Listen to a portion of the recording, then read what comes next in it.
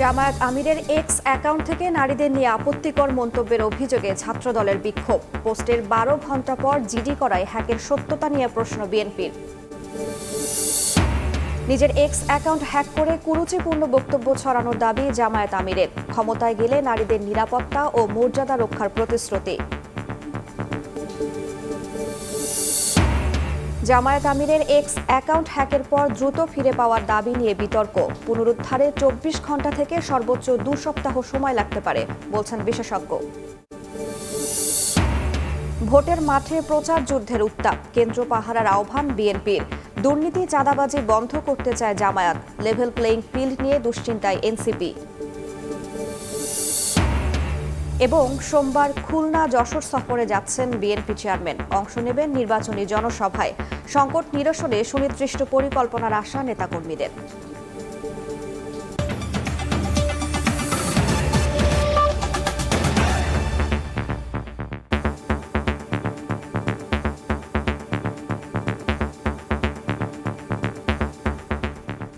প্রবাসের সময়ের সঙ্গে আছি আমি রাইসা জান্নাত। জামায়াত আমিরের এক্স অ্যাকাউন্ট থেকে নারীদের নিয়ে আপত্তিকর মন্তব্যের অভিযোগ তুলে ঢাকা বিশ্ববিদ্যালয়ে বিক্ষোভ করেছে ছাত্রদল। বক্তব্যের জন্য ক্ষমা চাওয়ার আহ্বান নেতাদের। এদিকে পোস্ট দেওয়ার ১২ ঘণ্টা পর জিডি করায় হ্যাকের সত্যতা নিয়ে প্রশ্ন তুলেছে বিএনপি। তবে জামায়াত বলছে বিতর্কিত করতে ষড়যন্ত্রকারীরা অ্যাকাউন্ট হ্যাক করে আপত্তিকর পোস্ট দিয়েছে।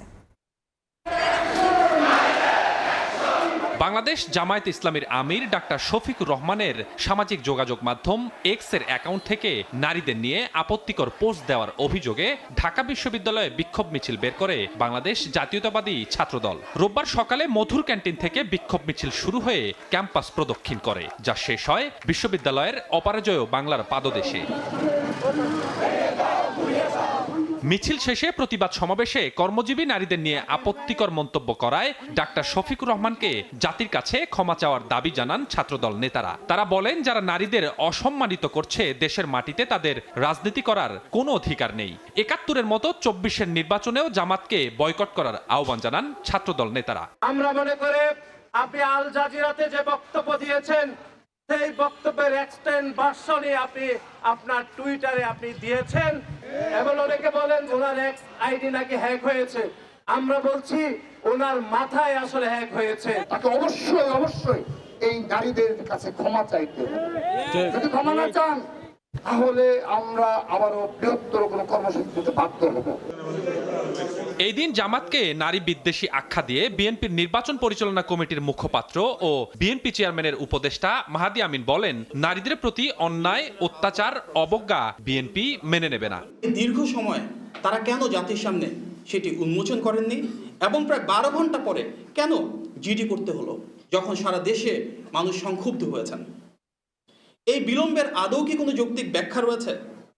তাছাড়া হ্যাক হওয়ার ঘোষণা দেওয়ার কিছুক্ষণের মধ্যেই সে অ্যাকাউন্ট ফিরে পাওয়ার দাবিটাই বা কতটা বিশ্বাসযোগ্য?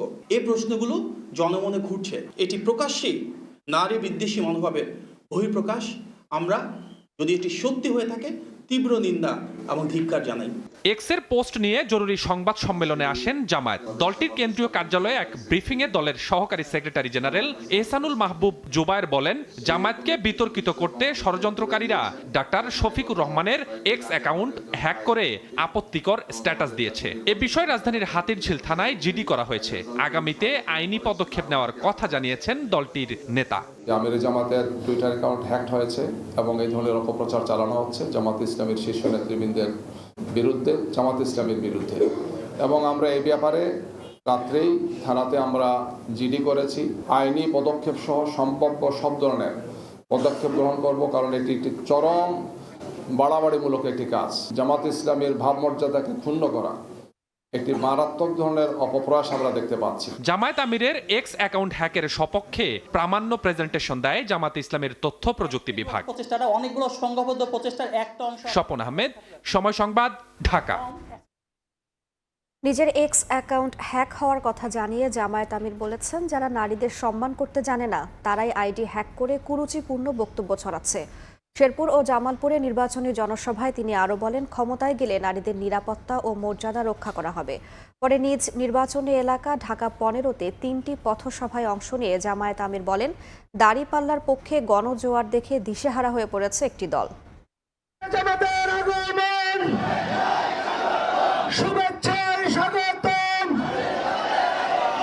নির্বাচন সামনে রেখে একের পর এক জেলা সফর করছেন জামাত আমির।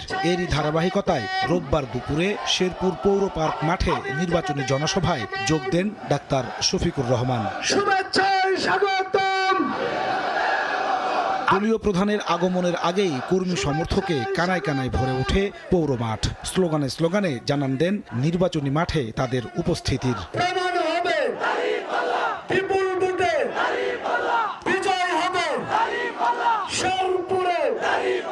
সভায় প্রধান অতিথির বক্তব্যে নিজের এক্স অ্যাকাউন্ট হ্যাক হয়েছে দাবি করে জামাত আমির বলেন, যারা নারীদের সম্মান করতে জানে না তারাই আইডি হ্যাক করে কুরুচিপূর্ণ মন্তব্য করেছে। আমার টুইটার, যেটাকে এখন এক্স বলা হয়, এই অ্যাকাউন্ট হ্যাক করে এখন থেকে ধরেন 15 ঘন্টা আগে অত্যন্ত বাজে, অরুচিকর, কুরুচিপূর্ণ মাদেরকে নিয়ে একটা বক্তব্য দিয়ে দিছে আমারটা হ্যাক করে। যারা মাদেরকে সম্মান করতে জানে না তারা এখন মিছিল শুরু করে দিল। মানে এই কাজ কে করেছে? ঠাকুর করে কে রে? আমি কলা খাই না। এর আগে শেরপুরে নির্বাচনী সহিংসতায় নিহত রেজাউল করিমের কবর জিয়ারত করেন জামাত আমির। হত্যাকাণ্ডের বিচার নিশ্চিতের আশ্বাস দেন তিনি। বৈষম্যের বিরুদ্ধে, অন্যায়ের বিরুদ্ধে, দুর্নীতির বিরুদ্ধে, চাঁদাবাজির বিরুদ্ধে, মানুষ খুনের বিরুদ্ধে, মায়ের ইজ্জত যারা নষ্ট করে তাদের বিরুদ্ধে ইনশাআল্লাহ এ দেশ দাঁড়িয়ে যাবে। আমরা সেদিন যুবকদেরকে বাংলাদেশ নামের উড়োজাহাজের ককপিটে বসিয়ে দেব। জামালপুর শহরের সিংহজানি বহুমুখী উচ্চ বিদ্যালয় মাঠে নির্বাচনী জনসভায় জামাত আমির অভিযোগ করেন, দাঁড়িপাল্লায় ভোট চাওয়ার কারণে বিভিন্ন স্থানে নারীদের ওপর হাত তোলা হচ্ছে। কোনো কোনো জায়গায় ধমক দেওয়া হচ্ছে, দাঁড়িপাল্লায় ভোট দিলে সেদিন যাইও না। ওইটাও চোখে চোখ রেখে বলে দিবেন, আমি যাব, পারলে তুমি ঠেকাইও।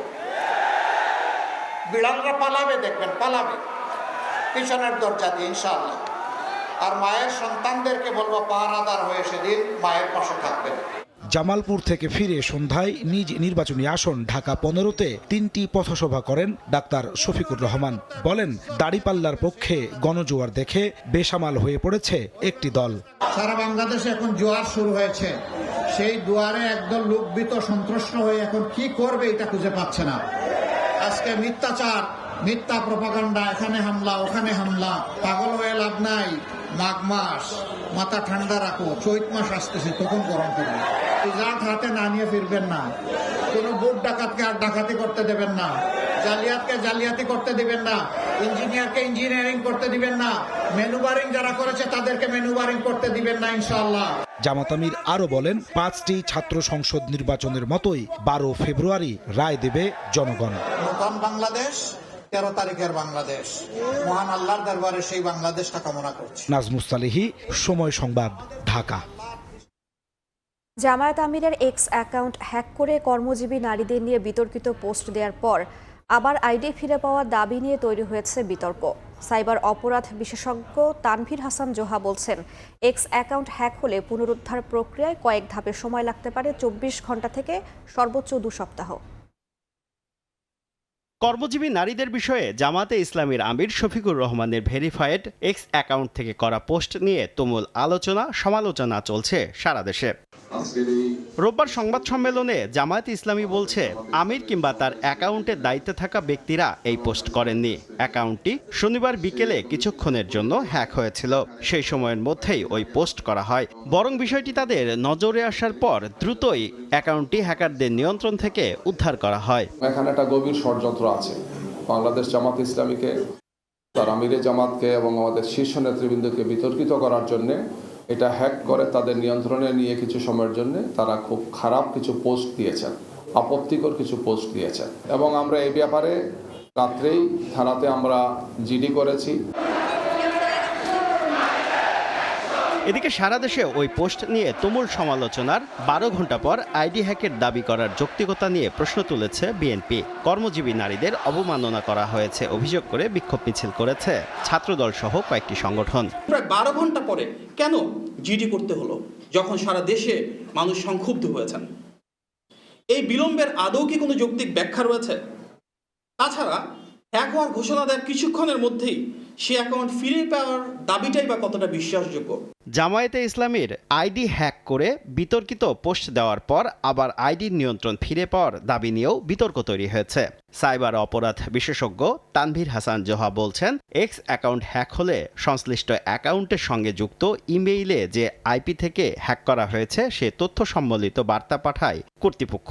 অ্যাকাউন্টধারী হ্যাকের বিষয়টি নিশ্চিত করলে সংশ্লিষ্ট অ্যাকাউন্টটি সাময়িক লক করে দেওয়া হয়। জাতীয় পরিচয়পত্র বা পাসপোর্ট অথবা ড্রাইভিং লাইসেন্স ভেরিফিকেশন করতে চায়। কোনো কোনো ক্ষেত্রে মুখমণ্ডল ভেরিফিকেশন করে থাকে। ভেরিফিকেশন করার পর অ্যাকাউন্ট উদ্ধারে রিসেট লিংক পাঠায় এক্স কর্তৃপক্ষ। অর্থাৎ হ্যাক হওয়া আইডি ফিরে পাওয়ার পুরো প্রক্রিয়া সম্পন্ন করতে 24 ঘন্টা থেকে 2 সপ্তাহ পর্যন্ত সময় লাগে বলে জানান এই বিশেষজ্ঞ। সাধারণত যে কোনো অ্যাকাউন্ট যদি অন্য কম্প্রোমাইজ হয়, লিগ্যাল ফরম্যাটে যদি এটা রিকভার করতে হয়, প্রথমে আইডিটা লক হয়ে যাবে। পরবর্তীতে তারা ধাপে ধাপে 3টি লেয়ারে তারা অথেন্টিকেশন গুলো কমপ্লিট করার পরে আসলে অ্যাকাউন্টটি পুনরায় ফিরে আসে। সাধারণত 24 ঘন্টা, ন্যূনতম 24 ঘন্টা, ক্ষেত্র বিশেষে 72 ঘন্টা, কোনো কোনো সময় 7 থেকে 10 দিন, সর্বোচ্চ 2 সপ্তাহ পর্যন্ত সময় লেগে থাকে এই টোটাল অ্যাকাউন্টটা রিকভার প্রসেস করতে। সাম্প্রতিক কাতার ভিত্তিক গণমাধ্যম আল জাজিরাকে দেয়া সাক্ষাৎকারে জামায়াতে ইসলামীর আমির পদে নারী আসা সম্ভব নয় বলে আলোচনায় আসেন জামায়াতের আমির ডাক্তার শফিকুর রহমান। শুভ খান, সময় সংবাদ, ঢাকা। নির্বাচনের সময় যত ঘনিয়ে আসছে ততই জমজমাট হয়ে উঠছে ভোটের লড়াই।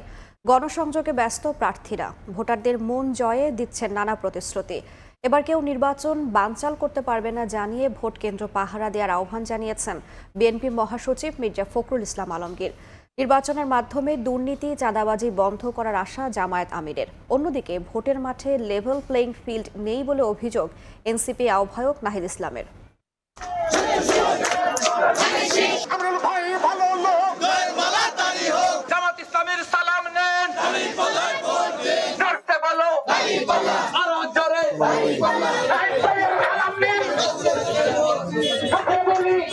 প্রচার প্রচারণায় জমজমাট নির্বাচনী মাঠ। ভোটারদের আকৃষ্ট করতে প্রতিশ্রুতির ফুলঝুরি নিয়ে অলিগলি দাপিয়ে বেড়াচ্ছেন প্রার্থীরা। এবার নির্বাচন কেউ বানচাল করতে পারবে না উল্লেখ করে দলীয় নেতাকর্মীদের ভোট কেন্দ্র পাহারা দেওয়ার আহ্বান জানান ঠাকুরগাঁও 1 আসনের বিএনপি প্রার্থী মির্জা ফখরুল ইসলাম আলমগীর। কক্সবাজার 1-এ প্রচারণা চালান আরেক হেভিওয়েট প্রার্থী সালাউদ্দিন আহমদ। চাঁদাবাজ, সন্ত্রাসবাদ ও মাদকমুক্ত সমাজ গড়ে তোলার প্রতিশ্রুতি আমিনুল ও ইশরাকের। আর নির্বাচন কমিশনের পক্ষপাতমূলক আচরণের অভিযোগ মির্জা আব্বাসের। এইবারকার নির্বাচন কেউ বন্ধ করতে পারবে না, পাহারা রাখবেন যেন ভোটের সেন্টারে কেউ গোলমাল না করে। আমাদের নীতি আদর্শ এই বাংলাদেশের সকল মানুষকে নিয়ে একটি সমৃদ্ধশালী জাতি গঠন করা। নারী সমাজের অধিকার সমুন্নত রাখার জন্য বাংলাদেশ জাতীয়তাবাদী দলের প্রত্যেকটি নেতাকর্মী সংকল্পবদ্ধ রয়েছে। সর্বাত্মকভাবে চাঁদাবাজ মুক্ত, মাদক মুক্ত এবং কিশোর গ্যাং মুক্ত একটি সমাজ ব্যবস্থা গড়ে তুলতে পারবো ইনশাআল্লাহ। মিরপুর 13 নম্বরে জনসংযোগ শেষে সংক্ষিপ্ত পথসভায় ডাক্তার শফিকুর রহমান বলেন, জামায়াত ক্ষমতায় গেলে দুর্নীতিমুক্ত দেশ গড়ার পাশাপাশি নারীদের জন্য নিরাপদ পরিবেশ তৈরি করবে। নাটোর 2 আসনে জামায়াতের প্রার্থী অধ্যাপক ইউনুস আলী এবং রংপুর 3 আসনে দাড়িপাল্লা প্রতীকে প্রচারণা চালান মাহবুবুর রহমান বেলাল। আমরা মায়েদের কাছে ওয়াদাবদ্ধ, আল্লাহ যদি এই দেশ চালানোর সুযোগ আমাদের হাতে তুলে দেন তাহলে সর্বপ্রথম মায়েদের সম্মানটাই ঠিক রাখবো ইনশাআল্লাহ। লেভেল প্লেইং ফিল্ড ব্যাহত হচ্ছে। আমি মনে করি একদিকে প্রশাসনে পতিত স্বৈরাচারের কিছু লোক আছে, প্লাস বর্তমান একটি বিশেষ দলের প্রতি কিছু লোক সমর্থন করছে। পঞ্চগড় 1 আসনের প্রত্যন্ত গ্রামে প্রচারণা ও উঠান বৈঠক করেন 11 দলীয় জোটের প্রার্থী সার্জিস আলম। সিরাজগঞ্জ 6-এ শাপলাকুলের প্রচারণা শেষে এনসিপির মুখপাত্র আসিফ মাহমুদ বলেন, একটি দল ফ্যামিলি কার্ডের কথা বললেও নির্বাচিত হলে আগ্রাসী শক্তির বিরুদ্ধে কি করবে সে বিষয়ে কিছু বলে না। জুলাই বিপ্লবের পর মানুষ পরিবর্তন চায় উল্লেখ করে লেভেল প্লেইং ফিল্ড নেই বলে অভিযোগ করেন নাহিদ ইসলাম। প্রতিকূল পরিবেশের মধ্যে দিয়ে আমাদেরকে আমাদেরকে এই প্রচারণা কার্যক্রম চালিয়ে যেতে হচ্ছে। আমরা আশা করি যে ইলেকশনের দিন মানুষ নিজেই তার ভোটও দিবে এবং ভোট কেন্দ্র পাহারাও দিবে। এছাড়া চট্টগ্রাম, খুলনা, রাজশাহী সহ সারা দেশে চলছে জমজমাট নির্বাচনী প্রচারণা। সাইফুল রুদ্র, সময় সংবাদ, ঢাকা।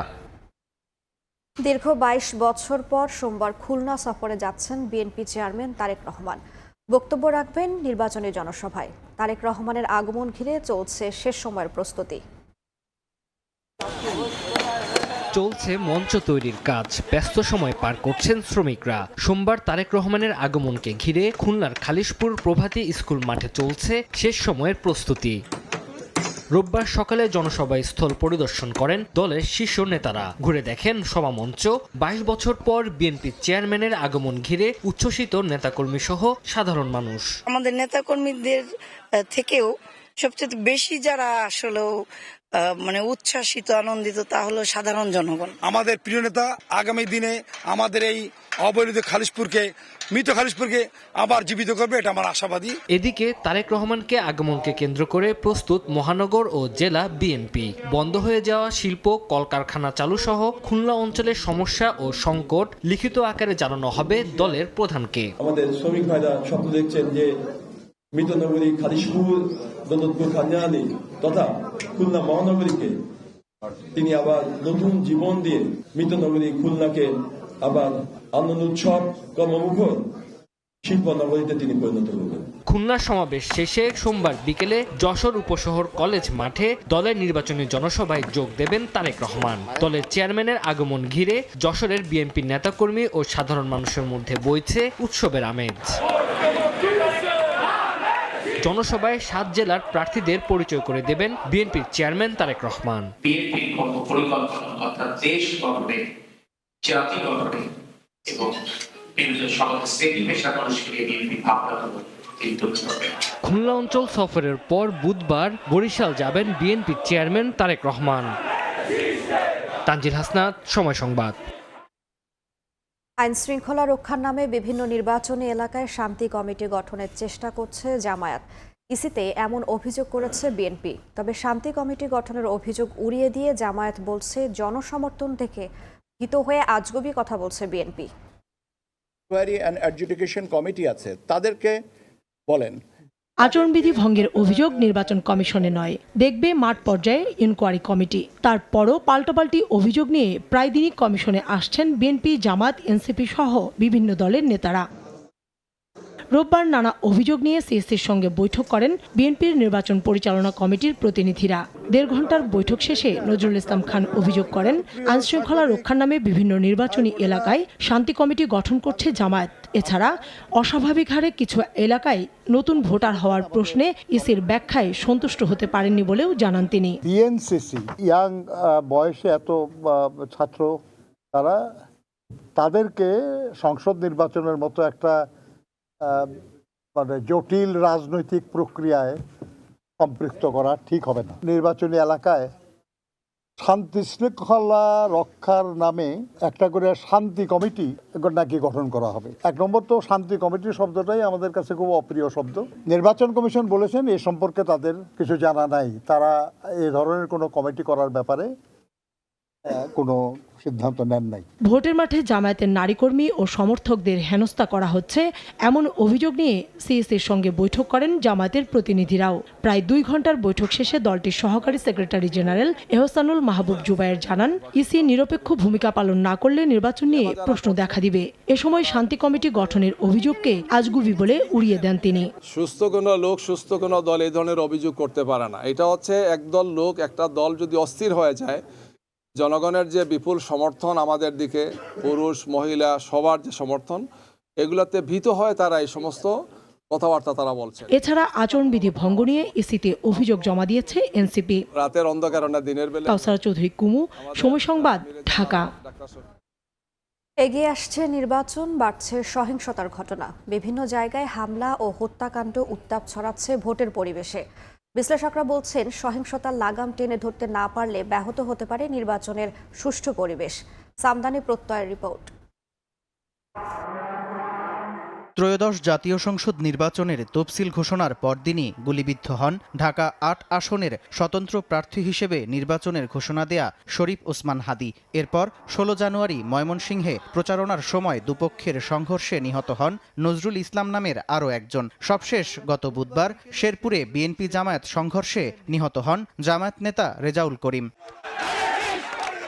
পুলিশ ও বিভিন্ন গণমাধ্যমের তথ্য অনুযায়ী তফসিল ঘোষণার পর থেকে কমপক্ষে ২০০টি সহিংসতার ঘটনা ঘটেছে। এর মধ্যে প্রতিদ্বন্দ্বী সমর্থকদের মধ্যে সংঘর্ষ ৭৩টি, প্রচার কাজে বাধা ২২টি, হামলার ঘটনা ১৫টি, ভাঙচুর ও অগ্নিসংযোগের ঘটনা ১৪টি এবং প্রার্থীর ওপর আক্রমণের ঘটনা ৯টি। মানবাধিকার সংগঠন আইন ও সালিশ কেন্দ্রের তথ্য বলছে ২২ জানুয়ারি নির্বাচনী প্রচারণা শুরুর ২ সপ্তাহ না যেতেই সারা দেশে সহিংসতার ঘটনা ঘটেছে ৪২টি। একের পর এক নির্বাচনী সহিংসতার ঘটনাকে গণতান্ত্রিক পরিবেশ বিকাশে বাধা হিসেবে দেখছেন বিশ্লেষকরা। সহিংসতা মোকাবেলায় প্রশাসনিক ব্যর্থতাকেও দুষছেন তারা। ক্যাম্পেইন যখন হয়, একজন আরেকজনকে যখন গালিগালাজ করতে থাকেন, সেটা একটা পর্যায়ে রেটোরিকটা একটা ভায়োলেন্ট কনফ্লিক্টের দিকে যাওয়ার একটা পসিবিলিটি থাকে। এখন সেটাই ঘটছে। এটা আটকানোর একটাই উপায় ছিল যে যদি সরকার খুব শক্ত কোনো সিগন্যাল পাঠাতে পারত। এখন পর্যন্ত সরকারের কাছ থেকে আমরা কোনো ধরনের শক্ত সিগন্যাল দেখছি না। মাঠের সহিংসতা কমছে না। মাঠের সহিংসতা না কমবার ক্ষেত্রে এই সরকারের সদিচ্ছা কিংবা সামর্থ্য দুটারই অভাব আছে বলে আমার মনে হয়। তারা সত্যি সত্যি পুলিশ বাহিনীর উপরে কোনো নিয়ন্ত্রণ তৈরি করতে পারেন নাই। স্থানীয় প্রশাসন যে ব্যবস্থাগুলো নিচ্ছে, শোকজ করা, কাউকে সতর্ক করা, এগুলো বাংলাদেশের বাস্তবতায় খুবই মামুলি ব্যবস্থা। দেশের প্রচলিত আইন এবং নির্বাচনী যে আচরণবিধি, সেটি অনুযায়ী যথাযথ যদি ব্যবস্থা গ্রহণ করা সম্ভব হয় অভিযুক্তদের বিরুদ্ধে, তখন এই ধরনের সংঘাত সহিংসতা কমে আসবে। এছাড়া এটা নিয়ন্ত্রণ করাটা খুব কঠিন। এর আগের ৫টি সংসদ নির্বাচনে নির্বাচনী সহিংসতায় প্রাণ হারিয়েছেন অন্তত ১৬৫ জন, আহত হন কমপক্ষে ৩৫০০। এর মধ্যে সবচেয়ে বেশি প্রাণহানির ঘটনা ঘটে ২০১৪ সালের একতরফা নির্বাচনে। সে নির্বাচনে নিহত হয়েছিল ১১৫ জন। প্রতিটি নির্বাচনই সূচনা করে পরিবর্তনের, তবে এ পরিবর্তন কখনো কেড়ে নেয় কারো আপনজন, কারো সন্তান। প্রতি বছর রাজনৈতিক সহিংসতায় প্রাণ হারান অসংখ্য মানুষ। বিশেষজ্ঞরা বলছেন, সহিংসতা বন্ধে শুধু কাগজে কলমে নয়, প্রয়োজন দৃষ্টান্তমূলক পদক্ষেপের। সামদানি প্রত্যয়, সময় সংবাদ, ঢাকা। প্রবাসের সময় আরও থাকছে, রমজান সামনে রেখে খাদ্যপণ্যের কৃত্রিম সংকট তৈরির পায়তারা। খালাস না করে ছোট ছোট জাহাজে জিনিসপত্র মজুদের অভিযোগ। ১৩টি নৌযানকে জরিমানা, তদারকিতে টাস্ক ফোর্স। ইউরোপীয় ইউনিয়নকে মুক্ত বাণিজ্য চুক্তির প্রস্তাব দিয়েছে বাংলাদেশ। দ্রুত এই আলোচনা শুরুর তাগিদ দিয়েছেন প্রধান উপদেষ্টা। যমুনায় ইউরো চ্যাম্প চেয়ারপারসন সাক্ষাৎ করতে গেলে ইউরোপের বাজারে বাংলাদেশি পণ্যের শুল্কমুক্ত প্রবেশ নিশ্চিতে জোর দেন ডক্টর মোহাম্মদ ইউনুস। সচিবালয়ে বাণিজ্য সচিব জানান, যুক্তরাষ্ট্রের সঙ্গে ট্যারিফ চুক্তি হচ্ছে ৯ ফেব্রুয়ারি। এর আওতায় বাংলাদেশি পণ্যে আরোপিত ২০% শুল্ক কমে আসবে। বাংলাদেশি পণ্যের সবচেয়ে বড় বাজার ইউরোপীয় ইউনিয়ন। ইপিবির তথ্য বলছে ২০২৪-২৫ অর্থ বছরে বাংলাদেশের $৪৮ বিলিয়ন পণ্য রপ্তানি আয়ের মধ্যে $২১ বিলিয়ন এসেছে ইইউ থেকে। প্রায় ২০ বছর ধরে আলোচনার পর গত সপ্তাহে ইউরোপীয় ইউনিয়নের সঙ্গে মুক্ত বাণিজ্য চুক্তি করেছে ভারত। এই চুক্তির ফলে তৈরি পোশাক, চামড়াজাত পণ্য ও হিমায়িত মাছ সহ ভারতীয় ৯০% পণ্য শুল্কমুক্ত সুবিধা পাবে। এতে বাংলাদেশের পোশাক শিল্প বড় চ্যালেঞ্জের মধ্যে পড়বে। এ অবস্থায় রোববার রাষ্ট্রীয় অতিথি ভবন যমুনায় ইউরো চ্যামের চেয়ারপারসন নুরিয়া লোপেজের সঙ্গে সাক্ষাৎকালে বাংলাদেশি পণ্যের শুল্ক ছাড় অব্যাহত রাখতে ইইউ এর সঙ্গে দ্রুত মুক্ত বাণিজ্য চুক্তির আলোচনা শুরুর আহ্বান জানান প্রধান উপদেষ্টা ডক্টর মোহাম্মদ ইউনুস। এদিকে সচিবালয়ে বাণিজ্য সচিব জানান, শুল্ক সুবিধা পায় এমন সব দেশের সঙ্গে মুক্ত বাণিজ্য চুক্তির প্রস্তাব দিয়েছে বাংলাদেশ। তার মধ্যে ইউরোপীয় ইউনিয়নও রয়েছে। ইউরোপিয়ান ইউনিয়নের কাছে আমরা এফটি এর জন্য প্রস্তাব পাঠিয়েছি এবং অন্যান্য যে সমস্ত মার্কেটে আমরা এখন শুল্কমুক্ত প্রবেশাধিকার পাই, সবগুলোর কাছে আমাদের প্রস্তাব প্রেরণ করা হয়েছে। এ সময় শুল্ক ইস্যুতে যুক্তরাষ্ট্রের সঙ্গে চুক্তির চূড়ান্ত দিনক্ষণ জানান বাণিজ্য সচিব। আগামী ৯ তারিখে রেসিপ্রোকাল ট্যারিফের চুক্তিতে স্বাক্ষর হওয়ার একটা ডেট আমরা পেয়েছি। বর্তমান আমাদের যে রেটটা সেটা হলো 20%।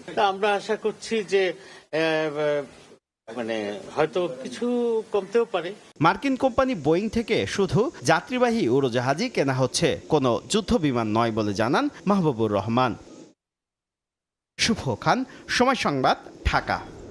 জুলাই অভ্যুত্থানে আশুলিয়ায় 6 মরদেহ পোড়ানো সহ 7 জনকে হত্যার ঘটনায় মানবতা বিরোধী অপরাধের মামলার রায় 5 ফেব্রুয়ারি।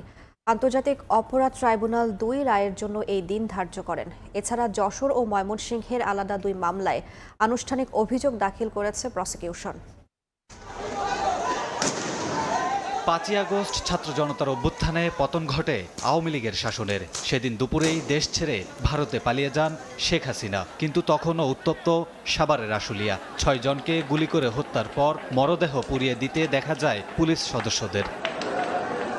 মরদেহ পোড়ানোর মামলায় 20 জানুয়ারি যুক্তিতর্ক শেষ হলে মামলাটি রায়ের জন্য অপেক্ষমান রাখা হয়। রোববার ট্রাইব্যুনাল 2 জানান রায় দেয়া হবে 5 ফেব্রুয়ারি। আশুলিয়া এলাকায় 6 জনকে গুলি করে হত্যা এবং তাদেরকে লাশকে পুড়িয়ে দেয়া, এই নির্মমতম ঘটনার যে বিচার চলছিল সেই বিচারটির সমাপ্তি হয়েছে। আগামী 5ই ফেব্রুয়ারি আন্তর্জাতিক অপরাধ ট্রাইব্যুনাল 2 আশুলিয়ায় ওই নির্মম হত্যাযজ্ঞের মামলায় রায় ঘোষণা করবেন এবং সেই দিনই এই মামলাটার চূড়ান্ত নিষ্পত্তি হবে। এদিকে ট্রাইব্যুনাল 1-এ জুলাই অভ্যুত্থানে যশোর ও ময়মনসিংহে মানবতা বিরোধী অপরাধের 2 মামলার অভিযোগ দাখিল করা হয়েছে। অভিযোগ আমলে নিয়ে আসামিদের বিরুদ্ধে গ্রেফতারি পরোয়ানা জারি করে ট্রাইব্যুনাল। যশোরের চৌগাছায় রুহুল আমিন এবং ইসরাফিল নামক 2 জন ছাত্র যারা রাজনৈতিক কর্মী ছিলেন তাদেরকে মিথ্যা মামলায় ধরে নিয়ে গিয়ে পরপর 2 রাত ধরে টর্চার করে তাদেরকে আদালতে উপস্থাপন না করে তদানীন্তন এসপি আনিস তার অধীনস্থ পুলিশদেরকে দিয়ে এদেরকে পায়ে গুলি করে সেই ক্ষতস্থানে আবার বালু ঢুকিয়ে দিয়ে গামছা দিয়ে বেঁধে তাদেরকে মিথ্যা মামলায় অস্ত্র দিয়ে চালান দেয়। এই নিষ্ঠুরতম ঘটনায় যশোরের সেই সময়কার এসপি আনিসুর রহমান সহ মোট 8 জনের বিরুদ্ধে আজকে আন্তর্জাতিক অপরাধ ট্রাইব্যুনাল অভিযোগ আমলে গ্রহণ করেছেন এবং আসামিদের বিরুদ্ধে গ্রেপ্তারি পরোয়ানা জারি করে আগামী 16ই ফেব্রুয়ারি তাদেরকে আদালতে উপস্থিত করার জন্য নির্দেশ দিয়েছেন। এছাড়াও সাক্ষ্য গ্রহণ হয় জেআইসি সেলে গুমের মামলার। আর ট্রাইব্যুনাল 2-এ হাসানুল হক ইনুর বিরুদ্ধে মানবতা বিরোধী অপরাধ মামলার তদন্তকারী কর্মকর্তাকে জেরা করেন আসামি পক্ষের আইনজীবী। কামরুল হাসান, সময় সংবাদ, ঢাকা। 2 দফার রিমান্ড শেষে ইনকিলাব মঞ্চের মুখপাত্র শরীফ ওসমান বিন হাদি হত্যার দায় স্বীকার করে জবানবন্দি দিয়েছেন রুবেল আহমেদ। রোববার দায় স্বীকার করে ঢাকার চিফ মেট্রোপলিটন ম্যাজিস্ট্রেট আদালতে জবানবন্দি দেন তিনি। আদালত সূত্রে জানা গেছে, গত শনিবার রিমান্ড শেষে আসামি রুবেলকে আদালতে হাজির করা হয়। এ সময় আসামি স্বেচ্ছায় স্বীকারোক্তিমূলক জবানবন্দি দিতে সম্মত হন। গাজীপুরে নারী হত্যার ঘটনায় ছাত্রদল নেতাদের সম্পৃক্ততার অভিযোগ তুলে রাজধানীতে বিক্ষোভ করেছে ছাত্র শিবির। রোববার বিকেলে কেন্দ্রীয় শহীদ মিনার থেকে শুরু হয়ে মিছিলটি শাহবাগে এসে শেষ হয়। পরে সমাবেশে শিবির সভাপতি সিবগাতুল্লাহ অভিযোগ করেন, আবারও হত্যা ও নারী নির্যাতনের রাজনীতি শুরু করেছে একটি দল। নির্বাচনে ব্যালট বিপ্লবের মাধ্যমে চাঁদাবাজ সন্ত্রাসীদের লাল কার্ড দেখাবে জনগণ। একই সমাবেশে ডাকসু ভিপি সাদিক কায়েম বলেন, নারীদের ওপর হামলা চালিয়ে টিকতে পারেনি ছাত্রলীগ, বর্তমানের মাফিয়া তন্ত্র টিকবে না। বগুড়ার দুপচাচিয়ায় নির্মাণাধীন ভবনের ছাদ ধসে 1 শ্রমিক নিহত হয়েছেন। আহত হয়েছেন আরও 4 শ্রমিক। এ ঘটনার পর থেকেই ভবনের সংশ্লিষ্ট কর্মকর্তারা পলাতক বলে জানায় ফায়ার সার্ভিস।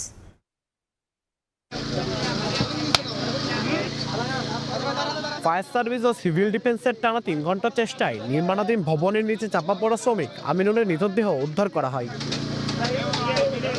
ফায়ার সার্ভিস জানায়, বগুড়ার দুপচাচিয়া উপজেলার খনিহারা গ্রামে ম্যাক্সফেয়ার নামে একটি হিমাগারে ছাদ ঢালাইয়ের কাজ চলছিল। রোববার সন্ধ্যার পর ধসে পড়ে ছাদ। সেখানে থাকা 4 শ্রমিক গুরুতর আহত অবস্থায় বের হয়ে আসলে স্থানীয়রা তাদের উদ্ধার করে হাসপাতালে পাঠায়। তবে আমিনুল নামের 1 শ্রমিক ছাদের ধ্বংসাবশেষের নিচে চাপা পড়েন। সন্ধ্যা 7টা থেকে রাত 10টা পর্যন্ত ফায়ার সার্ভিস ও সিভিল ডিফেন্সের 2টি ইউনিট ভবনের ধসে পড়া পলেস্তরা ও ভীম সরিয়ে আমিনুলকে মৃত অবস্থায় উদ্ধার করে।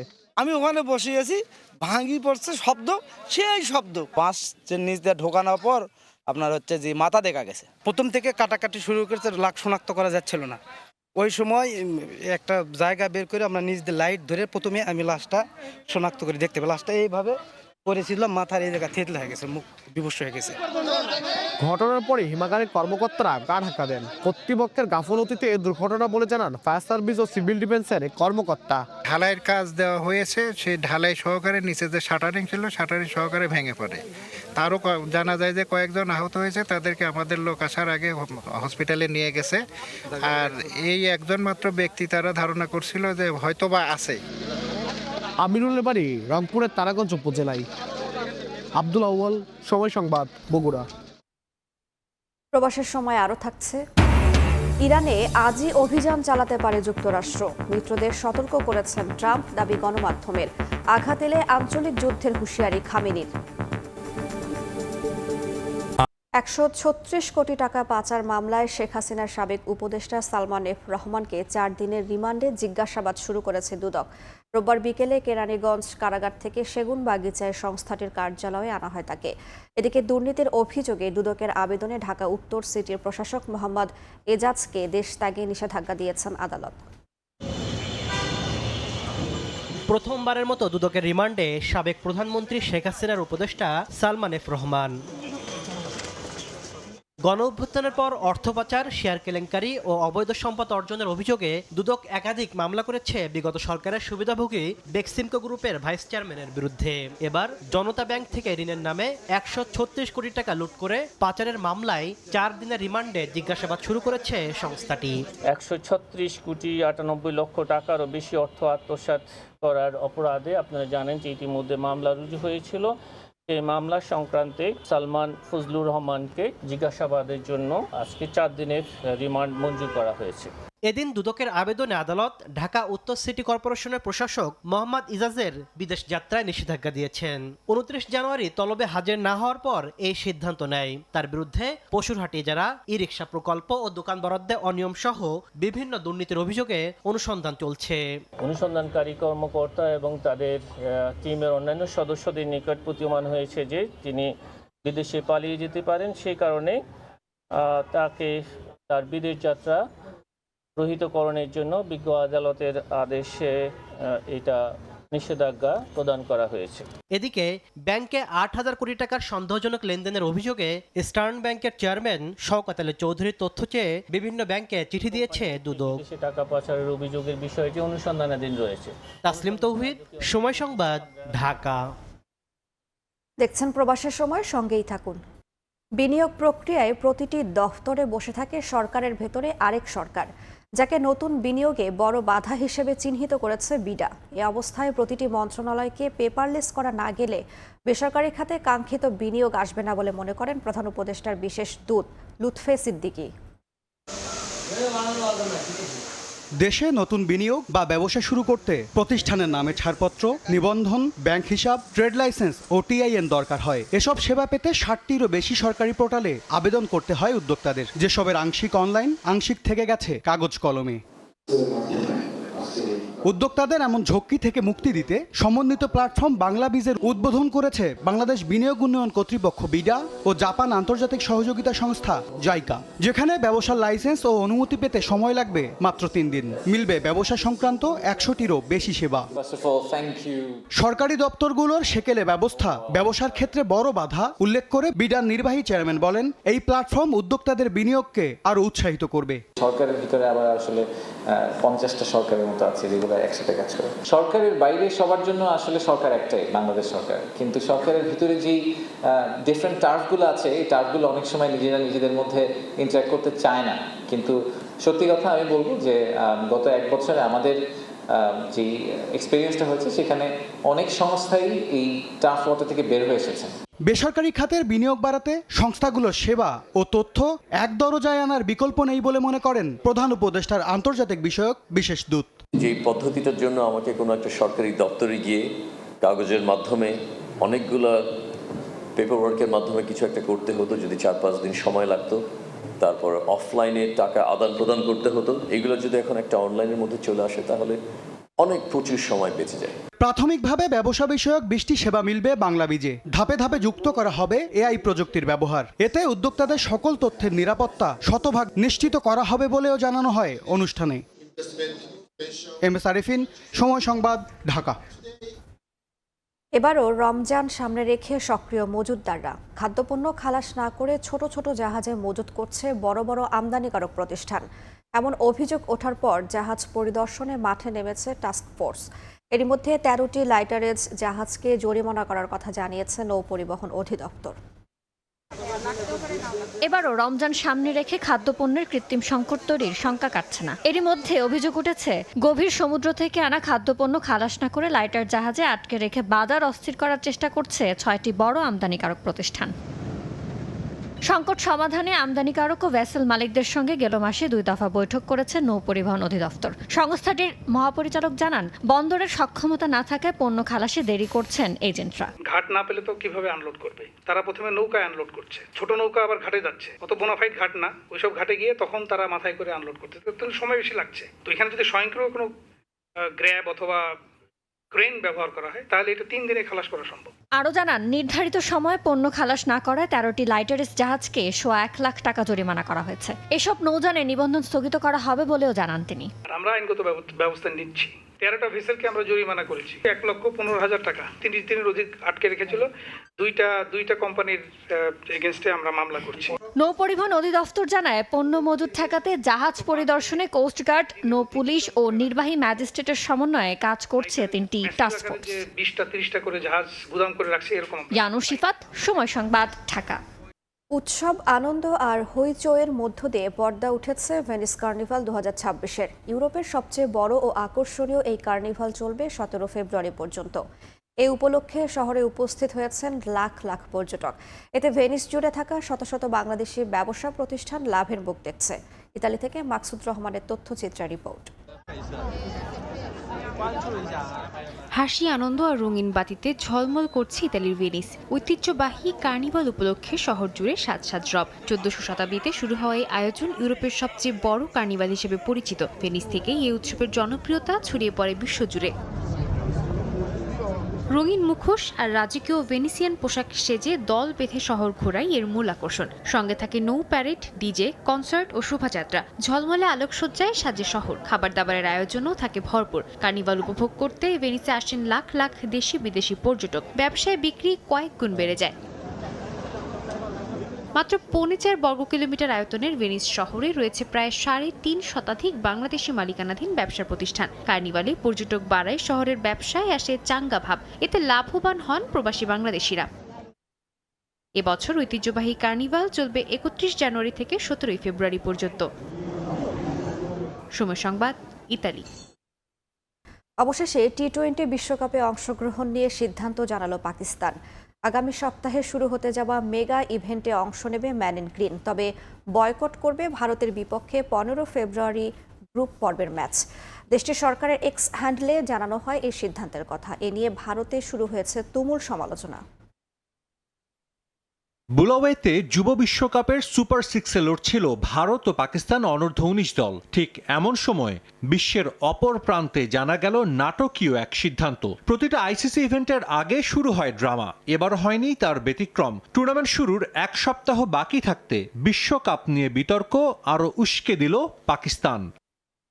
আইসিসি বাংলাদেশের ভেন্যু পরিবর্তনের অনুরোধ রাখেনি। শেষ পর্যন্ত ভোটাভুটিতে হেরে বিশ্বকাপ থেকে নাম কাটা যায় বাংলাদেশ দলের। টাইগারদের জায়গায় স্কটল্যান্ডকে অন্তর্ভুক্ত করে ক্রিকেটের সর্বোচ্চ সংস্থা। তখনই আইসিসির দ্বিচারিতার প্রতিবাদ জানায় পিসিবি। গেল ৩০ জানুয়ারি প্রধানমন্ত্রী শাহবাজ শরীফের সঙ্গে বৈঠক করেন পিসিবি চেয়ারম্যান মহসিন নাকভি। বাংলাদেশকে বিশ্বকাপ থেকে বাদ দেয়ায় তারাও কঠোর সিদ্ধান্ত নেয়ার হুঁশিয়ারি দেন। রোববার এসেছে আনুষ্ঠানিক সিদ্ধান্ত। তবে পিসিবি নয়, দেশটির সরকারের এক্স হ্যান্ডেলে জানানো হয় পাকিস্তান দলকে বিশ্বকাপে অংশ নেয়ার অনুমতি দেওয়া হয়েছে। তবে ভারতের বিপক্ষে ১৫ ফেব্রুয়ারি গ্রুপ পর্বের ম্যাচ বয়কট করবে মেন ইন গ্রিন। কিন্তু কী কারণে ভারতের বিপক্ষে ম্যাচ খেলবে না পাকিস্তান, সে বিষয়ে কিছুই জানায়নি পাকিস্তান সরকার কিংবা পিসিবি। বিশ্বকাপের ফরম্যাট অনুযায়ী গ্রুপ পর্বের পরও ভারত পাকিস্তান লড়াই হওয়ার সম্ভাবনা আছে। যদি পরে আবারও দুই চিরপ্রতিদ্বন্দ্বীর দেখা হয়, তবে সে ম্যাচও পাকিস্তান বয়কট করবে কিনা উঠেছে সে প্রশ্ন। পাকিস্তানের এমন সিদ্ধান্তের পর ক্ষোভে ফুঁসছেন ভারতীয়রা। দেশটির মূলধারার গণমাধ্যম, সাবেক ক্রিকেটার ও ধারাভাষ্যকাররা নানা ধরনের দাবিও তুলেছেন। অনেকে বলছেন ক্রিকেট থেকে নিষিদ্ধ করা হোক পাকিস্তানকে। তবে শেষ পর্যন্ত যদি পাকিস্তান নিজেদের সিদ্ধান্তে অনড় থাকে তবে বড় ক্ষতিটা হবে আইসিসির। প্রতিটা বৈশ্বিক আসরে ভারত পাকিস্তান ম্যাচ থেকেই রাজস্বের সিংহভাগ আয় করে থাকে আইসিসি। সেই পরম আরাধ্যের ম্যাচটাই যদি না হয় তবে ক্ষতির মুখে পড়তে হতে পারে ক্রিকেটের সর্বোচ্চ সংস্থাকে। অতীতে অনেক দেশে বিশ্বকাপের ম্যাচ বয়কট করেছে, যদিও সে দলগুলোর বিপক্ষে কোনো শাস্তিমূলক ব্যবস্থা নিতে দেখা যায়নি আইসিসিকে। এবার তারা কি সিদ্ধান্ত নেয় সেটাই এখন দেখার। সাজিদ মুস্তাহিদ, সময় সংবাদ। অদম্য বাংলাদেশ টি-20 কাপ সামনে রেখে মিরপুরে ফিটনেস পরীক্ষা দিয়েছেন টাইগার ক্রিকেটাররা। ফিটনেস টেস্টে সবার চেয়ে এগিয়ে ছিলেন নাহিদ রানা, মেহেদী মিরাজ ও শেখ মেহেদীরা। এ সময় তরুণ ক্রিকেটারদের সঙ্গে পাল্লা দিয়ে দৌড়েছেন সিনিয়র ক্রিকেটার মুশফিকুর রহিম। নির্দিষ্ট দূরত্ব অতিক্রম করতে পারলেও চ্যালেঞ্জ নিতে হয়েছে সাইফ হাসান, পারভেজ ইমন ও তানভীর ইসলামদের। মিরপুরে রিশাদ হোসেনকে দেখা গেল ভিন্ন এক ভূমিকায়। ক্রিকেটের পাশাপাশি ফুটবলেও বেশ পারদর্শী এই স্পিনার। বল কন্ট্রোলিংয়ে সবার নজর কেড়েছেন রিশাদ। বিগ ব্যাশ মাতিয়ে দেশে ফিরেই ফিটনেসে মনোযোগ দিয়েছেন তিনি। ফিটনেস টেস্টের আগে ওয়ার্ম আপ হিসেবে এদিন ফুটবলে মেতেছিলেন টাইগার ক্রিকেটাররা। বিশ্বকাপে যাওয়া না হলেও মনস্তাত্ত্বিকভাবে সুস্থ থাকতে এমন ট্রেনিংয়ে অংশ নেন তারা। এ সময় বেশ উজ্জীবিত দেখা গেছে লিটন শরীফুলদের। অনেকে আবার মজার ছলে সামাজিক যোগাযোগ মাধ্যমে সেই ছবি পোস্ট দিয়ে ফুটবল বিশ্বকাপের প্রস্তুতি নেয়ার কথা জানান।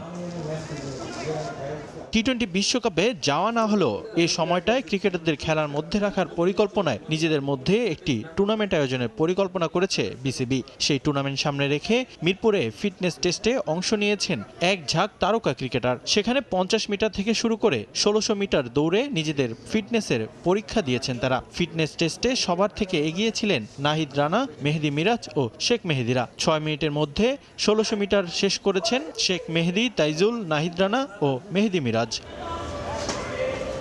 এদিন ফিটনেস টেস্টে সবার নজর কেড়েছেন সিনিয়র মুশফিকুর রহিম। তরুণ ক্রিকেটারদের সঙ্গে পাল্লা দিয়ে দৌড়েছেন এই উইকেট রক্ষক ব্যাটার। তবে ফিটনেস টেস্টে চ্যালেঞ্জ নিতে হয়েছে সাইফ হাসান, পারভেজ ইমন ও তানভীর ইসলামদের। নির্দিষ্ট দূরত্ব অতিক্রম করতে পারলেও বেশ ভালোই বেগ পেতে হয়েছে তাদের। এমনকি মাঠের মধ্যে অস্বস্তিতেও দেখা গেছে বেশ কয়েকজন ক্রিকেটারদের।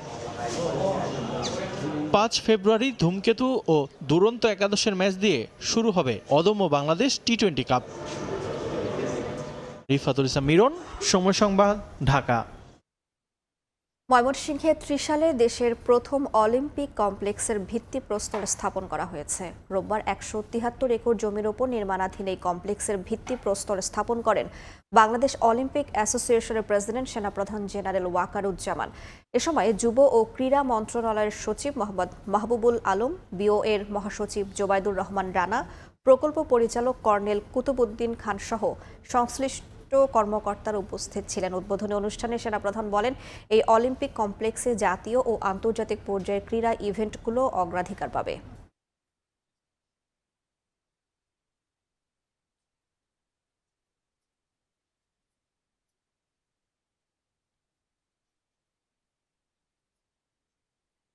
ন্যাশনাল লেভেলের যত কম্পিটিশন আছে সেগুলো আমরা এখানে করব। ইন্টারন্যাশনাল কোনো কম্পিটিশন এখানে আমরা করব এবং একই সাথে আমার যে স্কুলটা আছে army sports school, physical training and sports, সেটাও এখানে কোলোকেটেড থাকবে। তারাও এটা তদারক করতে পারবে। এটা সেনাবাহিনী এবং অলিম্পিক অ্যাসোসিয়েশনের মধ্যে একটা জয়েন্ট কোলাবোরেশন, এখানে একটা এগ্রিমেন্ট হয়ে যাবে। এ পর্যায়ে শীর্ষ সংবাদগুলো জানিয়ে দিচ্ছে আরেকবার। জামায়াত আমিরের এক্স অ্যাকাউন্ট থেকে নারীদের নিয়ে আপত্তিকর মন্তব্যের অভিযোগে ছাত্রদলের বিক্ষোভ। পোস্টের 12 ঘণ্টা পর জিডি করায় হ্যাকের সত্যতা নিয়ে প্রশ্ন বিএনপির। নিজের এক্স অ্যাকাউন্ট হ্যাক করে কুরুচিপূর্ণ বক্তব্য ছড়ানোর দাবি জামায়াত আমিরের। ক্ষমতায় গেলে নারীদের নিরাপত্তা ও মর্যাদা রক্ষার প্রতিশ্রুতি। এবং ভোটের মাঠে প্রচার যুদ্ধের উত্তাপ। কেন্দ্র পাহারার আহ্বান বিএনপির। দুর্নীতি চাঁদাবাজি বন্ধ করতে চায় জামায়াত। লেভেল প্লেইং ফিল্ড নিয়ে দুশ্চিন্তায় এনসিপি।